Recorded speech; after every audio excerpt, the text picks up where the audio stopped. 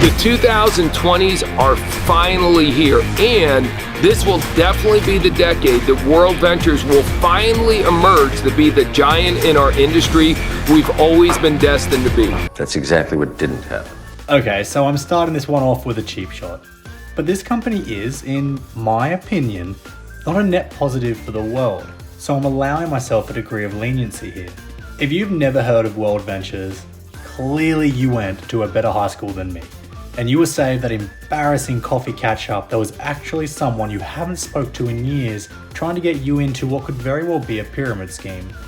All right. No, how is this not a pyramid scheme? So what exactly is WorldVentures, now known as DreamTrips and sometimes referred to as a pyramid scheme? It's not an illegal pyramid scheme. It's a direct selling network marketing company. Is it shaped like a pyramid, the business structure? It is shaped like a pyramid, yes. But you're saying it's not an illegal pyramid scheme? It's not an illegal pyramid scheme. Well, the long and short of this is the company goes back nearly 20 years to its incorporation in Plano, Texas. And it was a big thing in the 2010s with its annoying little banners and promotion across social media. If you missed it, you were actually pretty lucky. The company ran into some financial troubles, and after a failed attempt at a merger with another MLM, that is a multi-level marketing company, Secret, WorldVentures did the honorable thing and went into Chapter 11 bankruptcy at the end of 2020, before ultimately being rescued 6 months later by a deal with a company called Verona International Holdings, who helped restructure the company's debt. Following this, it's rebranded itself as DreamTrips International, after what little goodwill the former brand name had went up in smoke with its bankruptcy.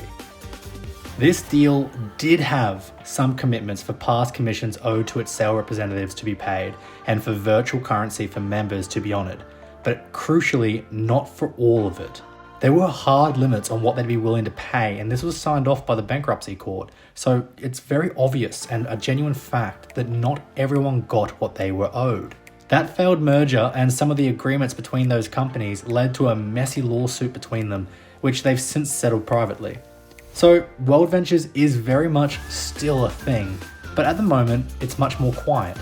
It's a whole new thing. Complaints continue to be posted online about this company, with people crying for their money back. So while DreamTrips might be less in your face on social media, it's seemingly the same old dog. It promises cheap and incredible holidays, as well as easy cash for its members. And obviously, if it's too good to be true, it probably is. That old adage is largely going to apply very well for this MLM. So if you're already bored of this video, you just got the 60-second version. Good. That'll save me some time then.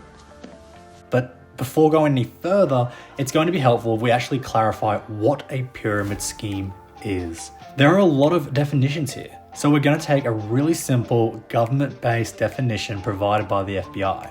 Pyramid schemes, also referred to as franchise fraud or chain referral schemes, are marketing and investment frauds in which an individual is offered a distributorship or franchise to market a particular product. But the real profit is earned not by the sale of the product, but by the sale of new distributorships. Emphasis on selling franchises rather than the actual product eventually leads to a point where the supply of potential investors is exhausted and the pyramid collapses. I'm good at math. I understand math. So to be clear, they are not a Ponzi scheme. It's a different thing. With a Bernie Madoff-esque scheme, investors are promised returns which are actually funded by new investors coming in, and the scheme only fails when you can't get enough new investors to meet the promised returns. A pyramid scheme, however, is based on network marketing, where each person involved in the scheme is then incentivized to introduce new members. Mathematically, this is guaranteed to fail eventually, given the exponential growth in each level of the pyramid. If each member has to sign up, for example, another 6 to get their money's worth from the scheme, then you quickly run into problems. The first 6 signed up is simple, but when each of them sign up 6, the next group is 36, and by the time you get down to the 13th tier, you've got twice the population of the Earth, and they're unable to sign up anyone. And that assumes that every single person on planet Earth is ready, willing, and able to participate, which they are not. Of course, not everyone is an idiot. The sad reality is that often people who are invested in these schemes are only able to recover their investment by convincing others to join up. It's a situation that forces people to defend the system because they stand to lose if it doesn't survive. It's one of the reasons why people in this world don't generally respond well to someone critiquing it. There is a lot of wishful thinking going on. You're gonna explain that little pyramid scheme thing that you almost got terminated for last year, you're now an entrepreneur and you're gonna be doing that full time. But this is what makes these predatory practices so deeply upsetting. They are preying on the hope of people and extracting wealth from them in the process. It's pretty close to evil in my opinion.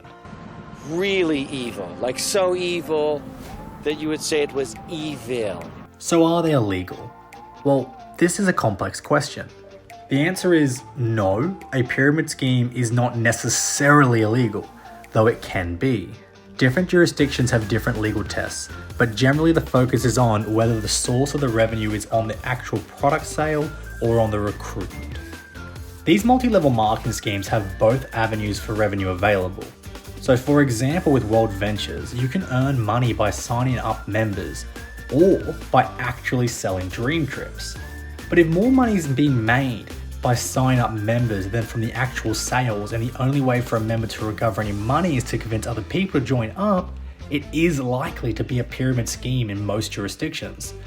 This is what people mean when they describe a falsified or misleading compensation structure.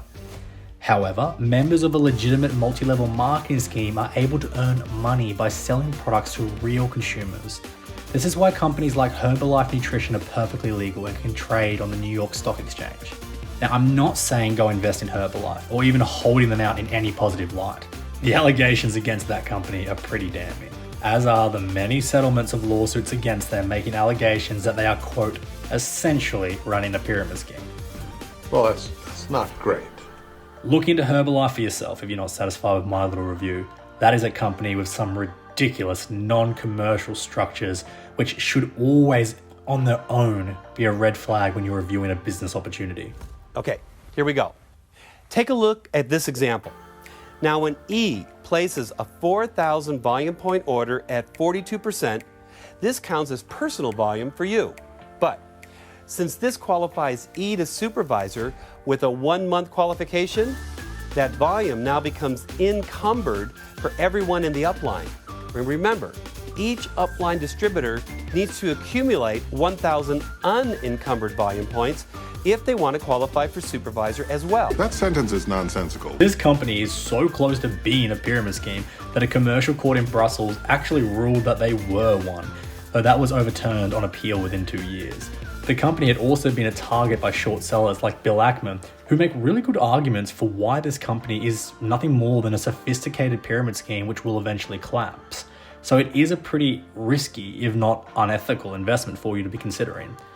Now, just because a scheme is legitimate doesn't make it a good idea.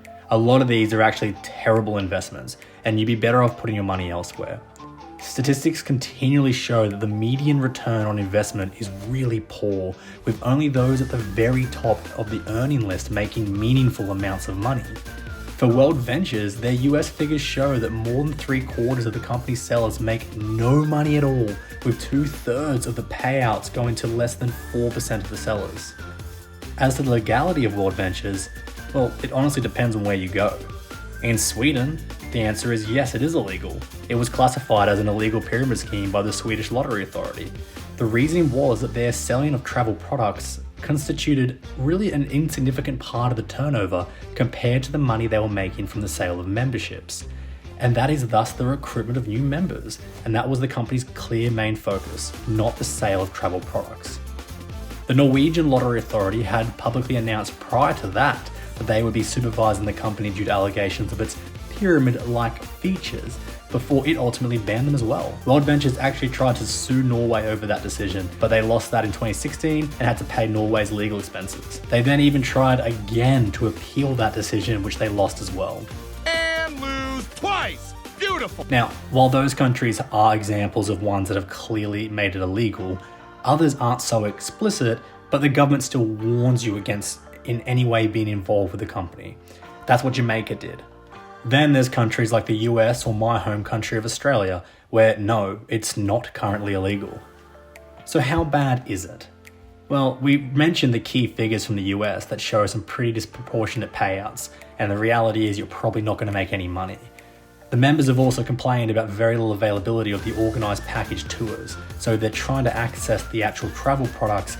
Realistically, what they explain them to be is not consistent with people's experiences. You lied to us. I lied to myself too. And WorldVentures has had their fair share of run-ins with the law. They actually even tried to have the law changed.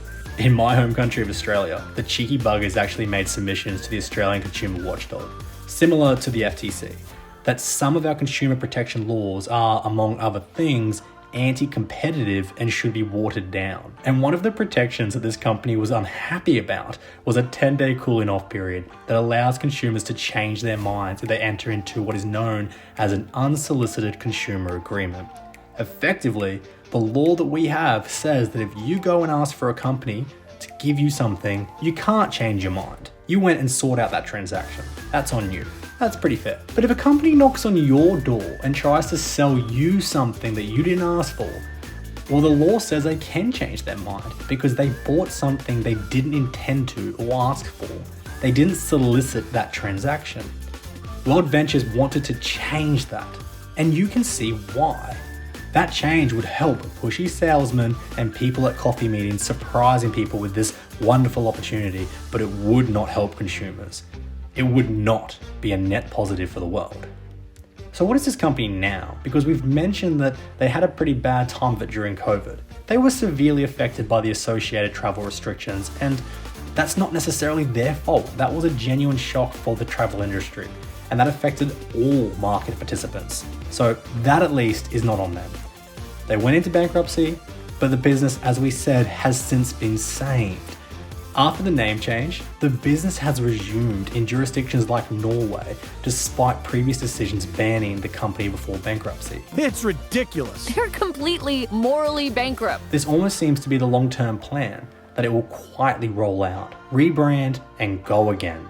This is a terrible, terrible thing you've done. Well, it's terrible. Just terrible. Remember, they made a lot of money, at least the people at the top did, during the 2010s, and there's no reason that they couldn't try to do it again in this decade. Well, that's depressing. So the simple conclusion is, WorldVentures or DreamTrips or whatever they want to call themselves, both is and isn't an illegal pyramid scheme, depending on what country you're talking about. But no matter where it operates, whether it's legal or not, you should be very suspect. If not simply, avoid it entirely. There are both better ways to travel and better ways to make money. Focus on those. Anyway guys, that's all I've got to say at this point in time, but it will be something to watch over the coming years. If you enjoyed the video, please give us a like, give us a subscribe, and comment. I'd love to hear what you've experienced with this company, because you read some shocking experiences from people. Some sad, some funny, but it's good to know. And for those who've actually had good experiences, I'm also curious about that, because on the whole, this company doesn't seem to be very defensible. But I'm open-minded to hearing your reasonings if you think this company is legitimate. Thanks for watching, guys.